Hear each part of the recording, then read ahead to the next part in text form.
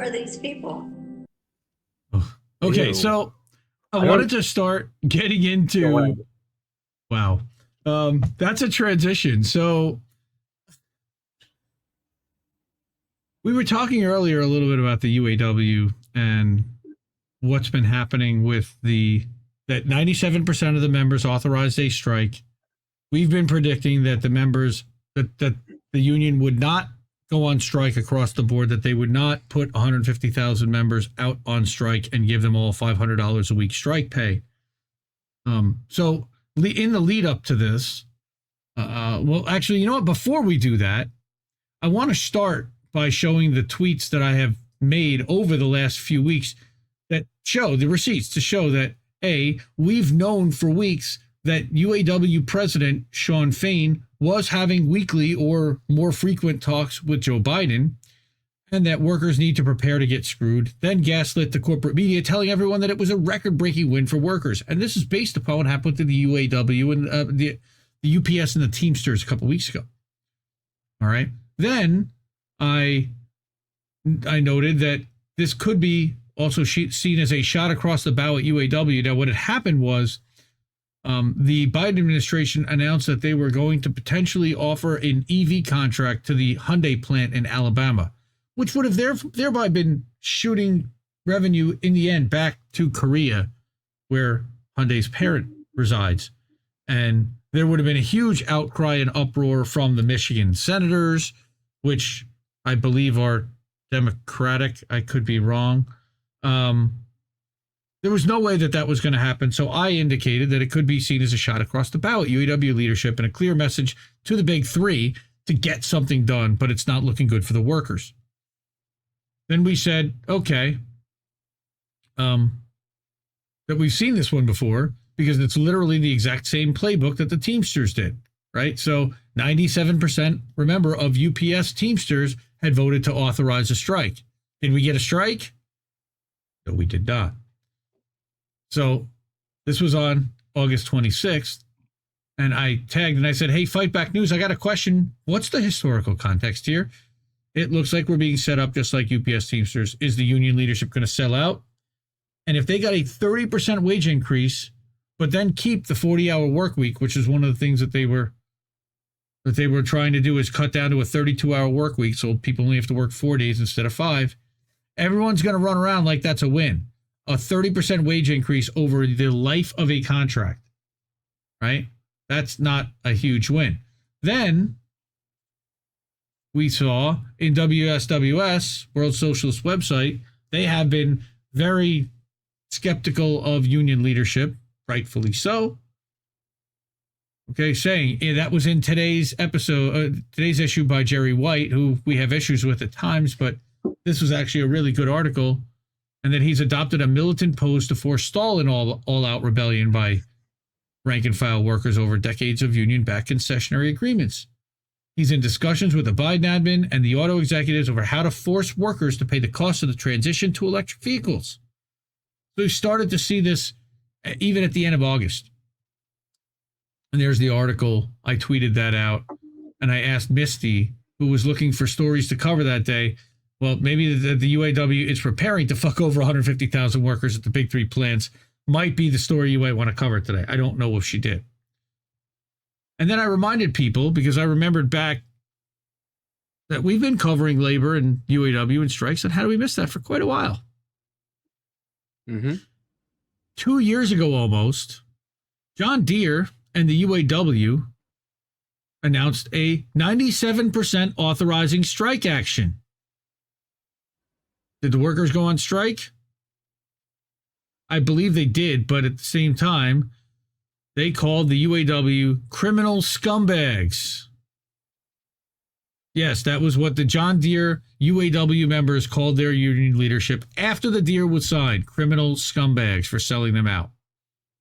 So I was reminding people of that. And then Sabby was talking about unions because Ryan Grimm decided that he wanted to chime in on how great unions were and all that unions have done for us. But meanwhile, I wanted to point out, Sabby pointed out, that privileged people are holding the left back, that homelessness is up and we've got a housing crisis, grocery prices increasing weekly, and This motherfucker is stuck on the answer of unions. I support unions, but that should never be the end game. What about disabled people? Yes, Zabby, yes to all of those things, right? Mm-hmm. So I have to chime in, and I said, not only that, but 90% of the country doesn't work in a union, but even the ones who do have issues. Ask a UPS part-timer. We talked about Luigi Morris, or a John Deere UAW worker, or an Amazon warehouse employee at JFK 8. How much they love their union. Ryan, of course, is virtue signaling and doing the bidding of his bosses at the Intercept and Breaking Points. But then I'm in the UAW and it's fucking trash. We've got people replying. And then this person saying, I think the new UAW leadership is the only good sign I've seen in a different direction. Why? Because they've been believing the media. I think most Americans can't even conceptualize the idea of a co-op, mainly because of propaganda. Because what we're saying is owning the means of production through a worker-owned co-op. But many think unions are at least a start in the right direction, except that that's not a start. They've been around for close to 100 years. Right? And somebody else was like, that's ridiculous. And here's someone else, another friend of the network. When I worked for the UFCW and Kroger years ago, my own union rep told me about stuff I specifically can't do right in front of my own managers. And he was nowhere near the top of the union, so I think that what we're seeing is a symptom of what's already been going on, is that the people in the middle are getting edicts from the top and telling their employees that if you want to keep your union job, you better fall in line. That's what I see happening here. And I just like to make a little bit of a disclaimer here, because I feel like this needs to be said. Obviously, as a Marxist, I'm always going to support unions. Obviously, no fucking shit. But people need to understand that capitalists aren't blissfully unaware that unions exist, okay? I mean, shit, look at all of the union busting activities. That is just part of today's life. But they're also not stupid. And a lot of these unions are probably influenced by moneyed interests. And that's something that we need to get better at calling out without having that knee-jerk reaction of like, oh, they criticize unions. That means they're anti-union. They're for the capitalist. We need to stop this toddler brain thinking. I know a lot of it is probably just op accounts and like people who are trying to force us into a black and white thing. But seriously, I mean, unions aren't magically immune to corruption or influence. And I think the only way to get towards a more pro-worker society is everybody, left, right, whatever, everybody needs to get much better at calling out when unions are fucking up and when there's corruption in unions and all this, because these things are very real and they do happen. And we're never going to get better unions unless we are critical of these things. It's like everything else. Like if you want a better system here, you need to be critical of the current system. That doesn't mean you're against the system. If I buy a car and the car breaks down within 20 minutes of me driving it out of the dealership, and then it blows up and I get eaten by a velociraptor. What was I talking about again? No, I'm kidding. My point is, like, if I buy a car exactly. If I buy a car and it breaks down 20 minutes after getting out of the dealership, and I have a problem with that, and I say it's a shitty car, that doesn't mean I'm against cars. That doesn't mean I'm anti-car. It just means that I'm calling out a problem within the car sphere of discussion. Okay, so people need to understand in 2023, there are some problems with unions, and we need to start talking about them if we want better unions. Rant off. /thread or whatever. The gaslight is happening in real time because I literally just had an alert come across my phone. United Auto Workers comes from the Washington Post, who of course is one of the media arms of the Democratic Party primarily, but the establishment, the left wing of the establishment that's narrative managing and setting all this stuff about Ukraine and saying that Joe Biden is just star-spangled dandy. United Auto Workers Union launches historic strike at 3 plants as contracts with Ford, General Motors, and Stellantis expire. Now, before we get to that, and that is literally the gaslight happening in real time, because 3 plants, and we're going to talk about which 3 plants, why, and how historic this really is. Let's also concede and acknowledge the fact that, and this published 2 days ago, automakers hand billions to shareholders while stiffing workers. They have authorized $5 billion in stock buybacks over the past year. This was also one of the big contentions at UPS, was that UPS had done, I believe, over $8 billion in stock buybacks since pandemic had started. And these are profits that are artificially or not so artificially increasing and inflating the existing shares in the market by removing existing shares from the market, thereby reducing the availability and potentially increasing the value of each one. It is designed completely to help the shareholders and the capitalists and to screw over the workers and to not have their shares diluted to increase the stock price. And who does that benefit? The shareholders and the executives primarily. So I'm Matthew sorry, Cunningham, when you first sent me this, as we were talking about earlier, to me at least, it just feels like a power move. This just feels like a giant middle finger to the working class. It's almost like a remind them of their place sort of move. Because obviously nobody's going to be happy with this, but it's like, no, we're going to do this, and we know they're going to report about it a lot, but we're just reminding them that they have no power and we have all the power. Because like I can't see another like framing other than like just outright like demoralization attempt at this. Because Jesus fucking Christ. Sorry, continue. It is literally the owner class giving themselves a raise on the backs of the working class.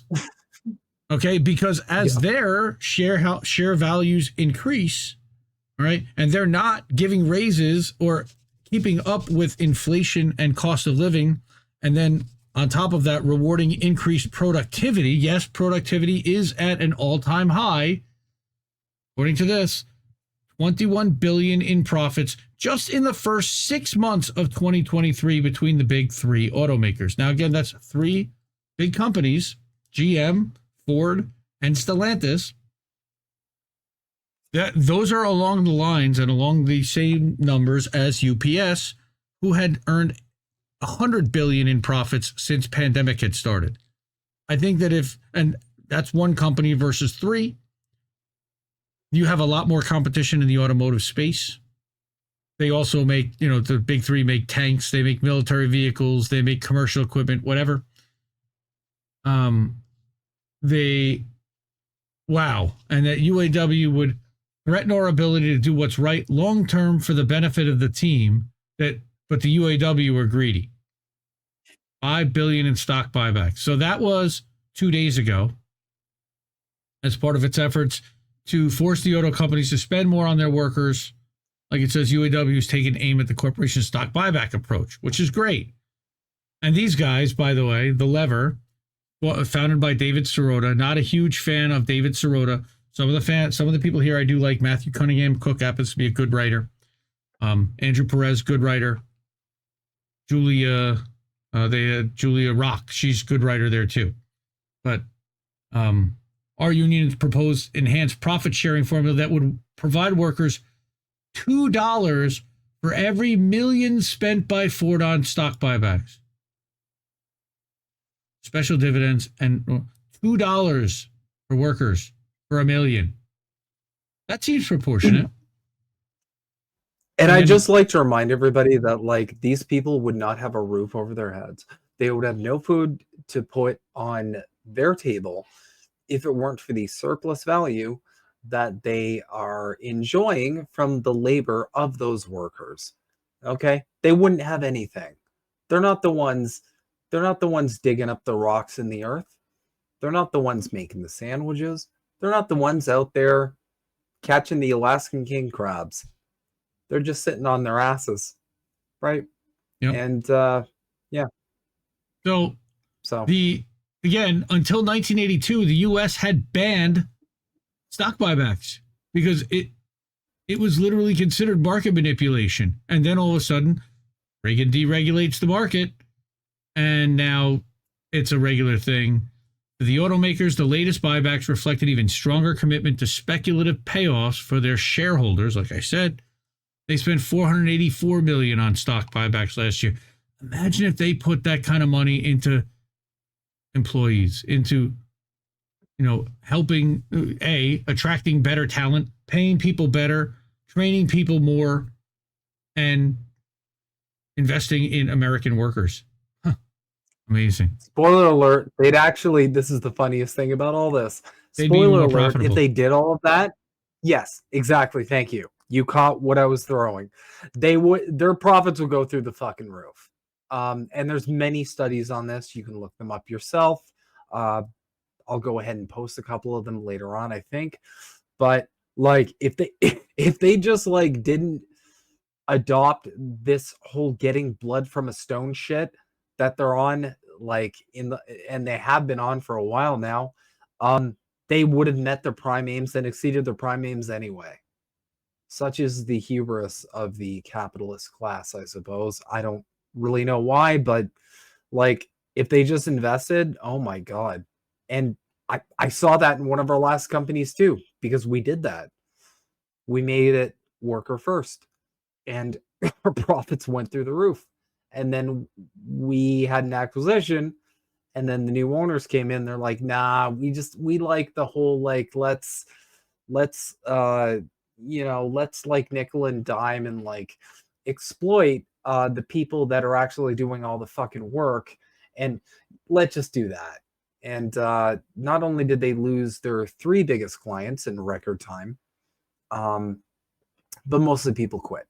And as of this moment, they are not in a good position. But that's just kind of how people roll. That's how capitalists roll in general. They just they have to stick to that formula, even when they're shown time and time over that there is a better formula to follow. They have to stick to that one. So, yeah, I mean, what are you going to do except eventually revolution? Well, revolution. Maybe if we're lucky, but we're talking.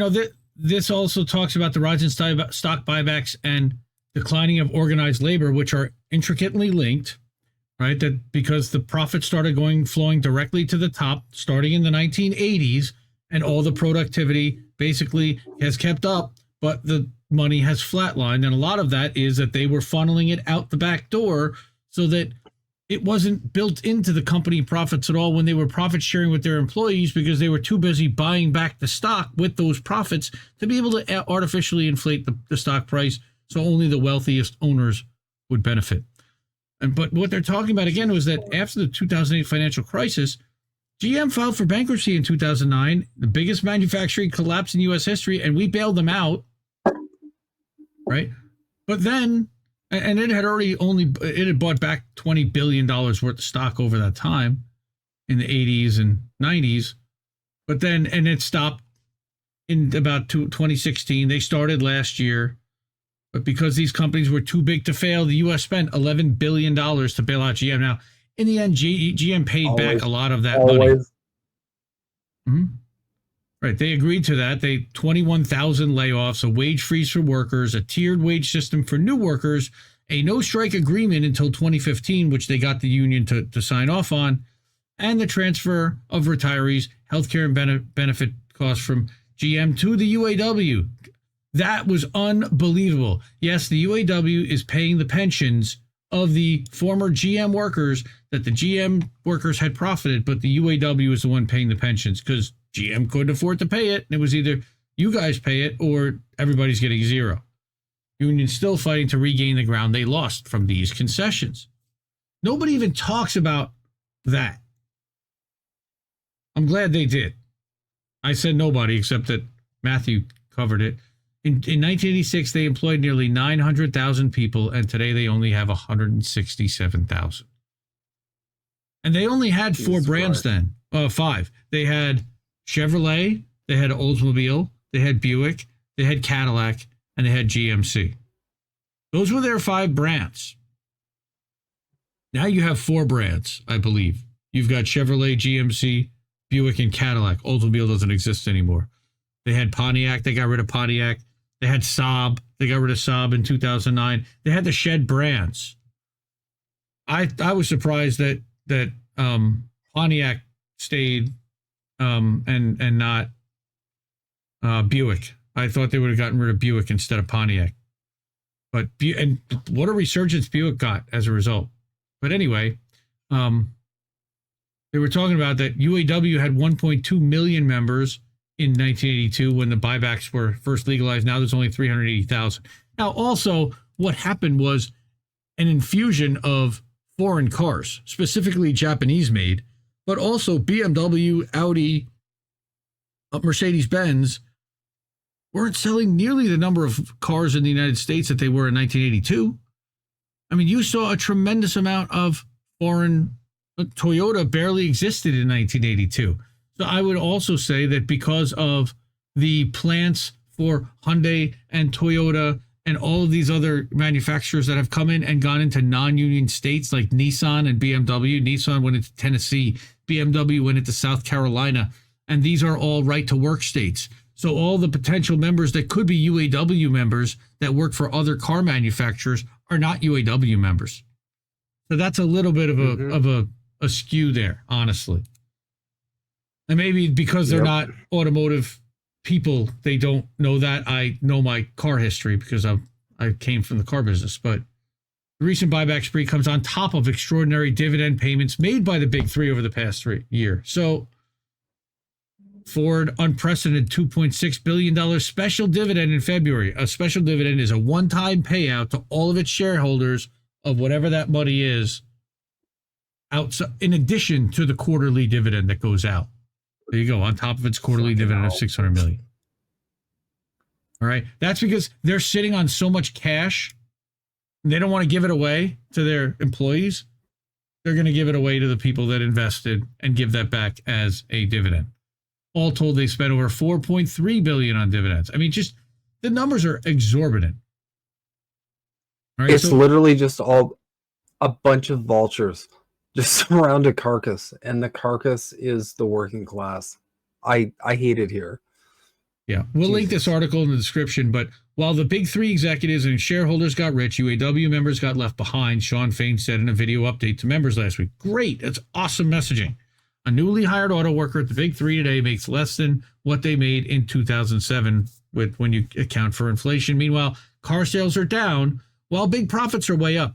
And that also is part of the strategy, by the way, of the automakers, is they got to right size their inventory and their production thanks to pandemic.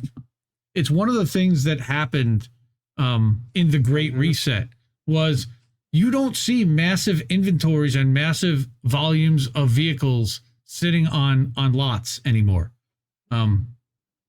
I'll famously say that for basically since I've started doing this, I have been trying to buy at least a new Toyota Sienna for my family. We leased one back in, God, it was 2019, 2018, 2018, 2019. I had to buy that car out when the lease ended because there were literally no Siennas available on any lot at any Toyota dealer anywhere around the United States.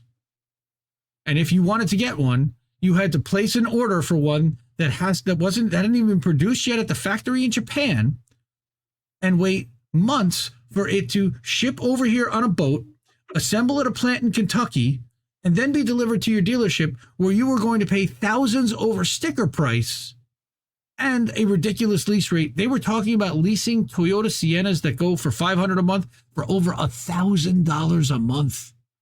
People were paying it. People were paying it because they kept the demand so high that people were literally fighting each other in the dealerships over these cars because they needed that car for their family. Gross. All right. So we talk about stock buybacks. Today, the UAW announced at noon today, 12:51, incredible, right up to our contract deadline, Stellantis just can't help themselves, announcing that they're executing another $500 million in stock buybacks. If they've got money for Wall Street, they sure as hell have money for the workers who make this industry run. Hashtag stand up UAW. Hell yeah. Yeah, great. Boom. Now, the other day, I'm reading Labor Reg Payday Report. I like Mike Elk from Payday Report. Shout out to Mike.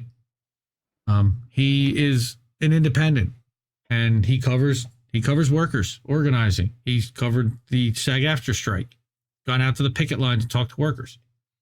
Get this in my inbox, and I noted the language, and I was like, oh, shit.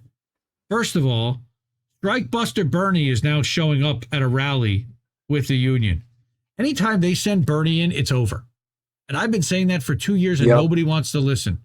But whenever they send Bernie in, Bernie is there to be the uncle, to put his arm around your shoulder, to go, well, we really tried, but this is what's best for the country, son.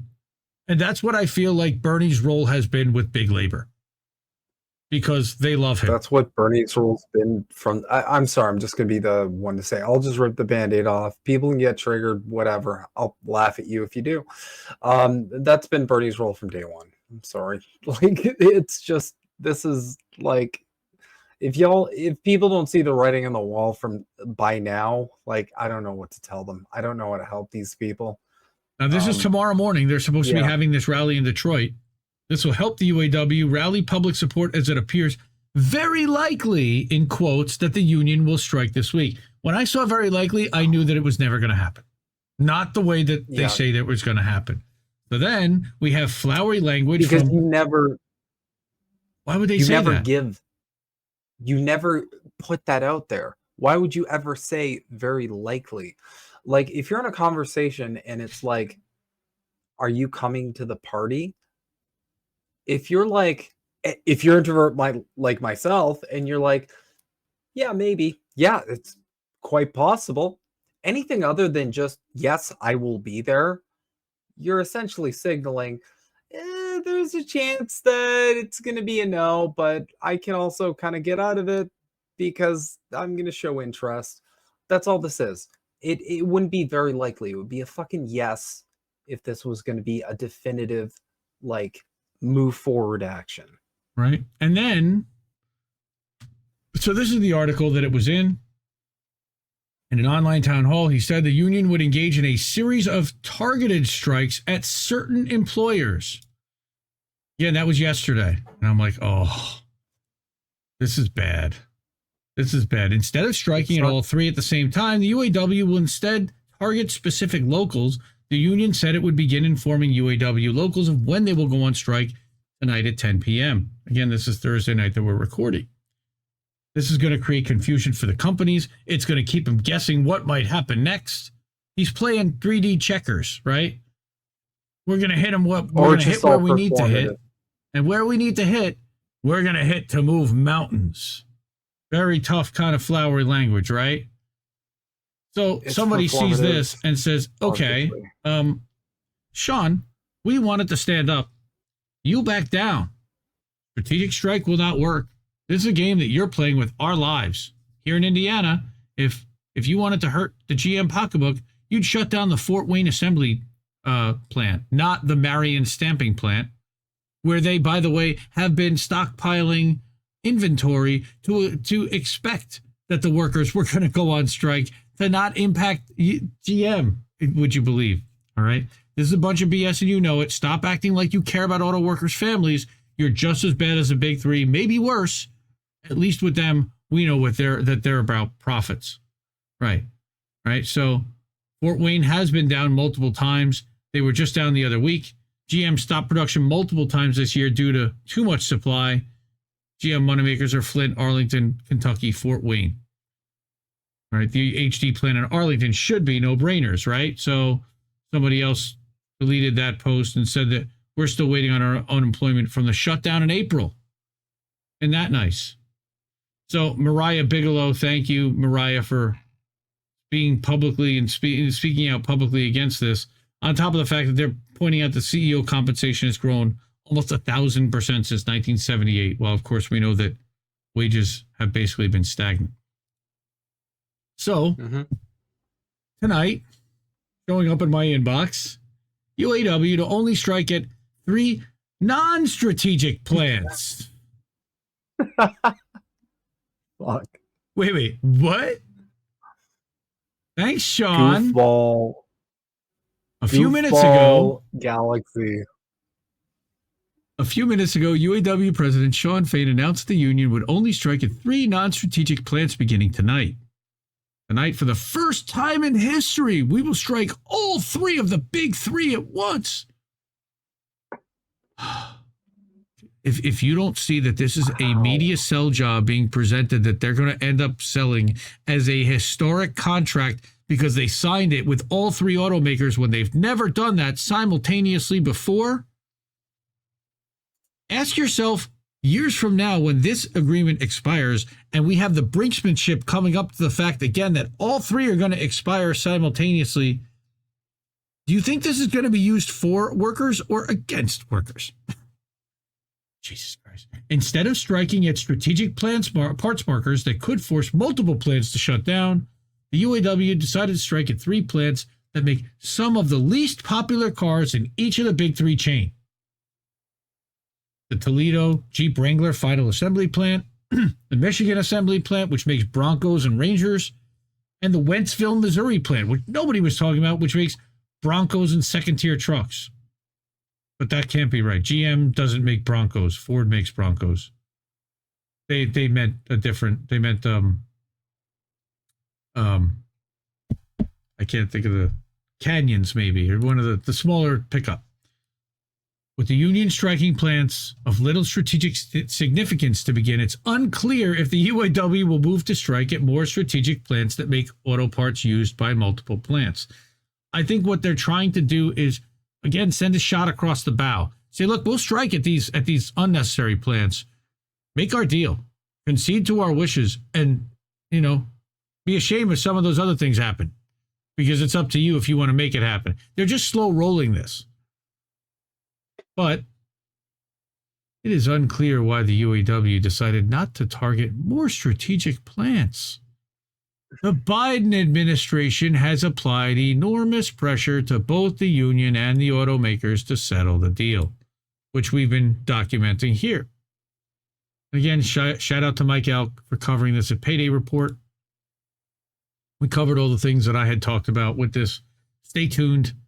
Our solidarity is with the union and plant workers, the rank and file workers that are going to get screwed over here.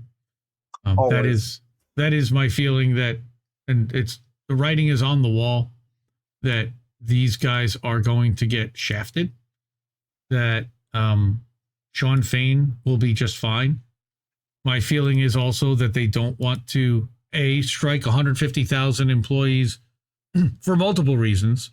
They don't want to impact. Look, that hurts a lot of the employees that can't afford to live on strike pay of $500 a week.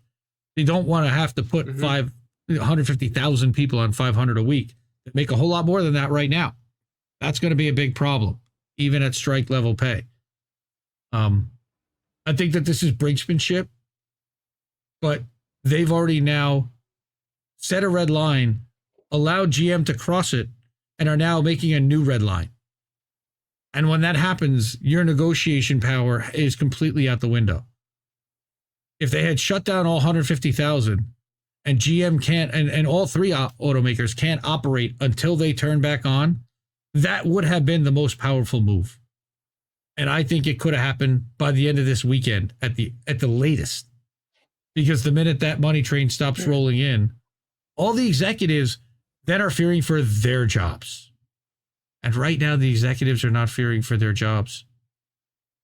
And when you have management and executives not fearing for their jobs, but these guys willing to put their jobs on the line and go on strike, management's gonna hold out. That's what we see with SAG-AFTRA happening too, unfortunately. A great litmus test I use personally is that I just ask myself, does this threaten capital? And if the answer is no, then I'm like, okay, well, what's going to threaten capital? Because at the end of the day, that's what you need to be thinking about. And if you're seeing these largely performative actions that don't actually threaten capital, then what the fuck are we doing? I mean, And that's Sean something we should all be asking. I mean, Sean Fain, right? Came in with this last year as, I'm a man of the people. Your previous leadership were literally criminal and they went to jail. And I came from the rank and file. Now, there's a guy by the name of Will Lehman who also ran for UAW president against Sean O'Brien and lost.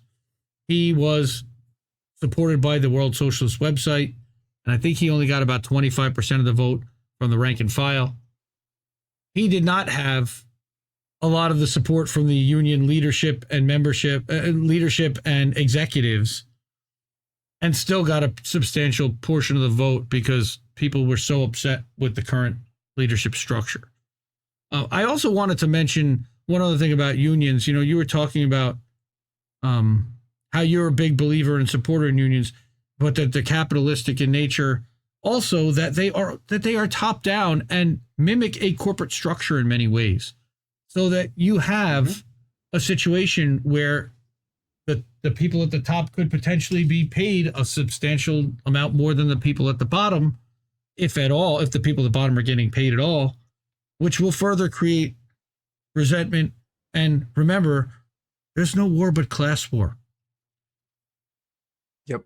Sean Fain has been making a lot of blustery statements about executives and billionaires, but what he hasn't been talking about are the middle managers that are making $500,000 a year to $1 million a year, that are also part of the problem in keeping the workers down. There's a whole lot more of them, first of all, than the CEO who makes $20 million, Mary Barra. That's their whole job. That's their purpose. Is pacifying the workers. That's and like making sure that the vehicles get produced and that they're safe and that they have the right parts that are in the right places at the right times. There's logistics and things that have to be moved, and you've got executives that then shuffle around paperwork, phone calls. They have to manage IT teams and customer service. And look, that executives also, the people management is not an easy job. It's exhausting. And honestly, I prefer being out in sales than managing people. I would rather talk with people and try to convince people why they should be buying our solution, or why what we have is going to help their lives, and actually do things to help people's lives, versus doing what some executive decided on a sheet because some executive above them decided that this is what they want people to do because X, Y, Z. And usually, guess what? That starts with a sale. That starts with that somebody at the company sold something to somebody else at the other company that we haven't produced yet. And we've got to figure out how the fuck to get from point A to point B. And that's what these people help us do. But they do that on the backs of the workers, and then they don't want to pay when they make the profits. And that's disgusting. And by the way, guys, just so y'all know, my takes aren't coming from an assumption. I've actually managed people for many years now.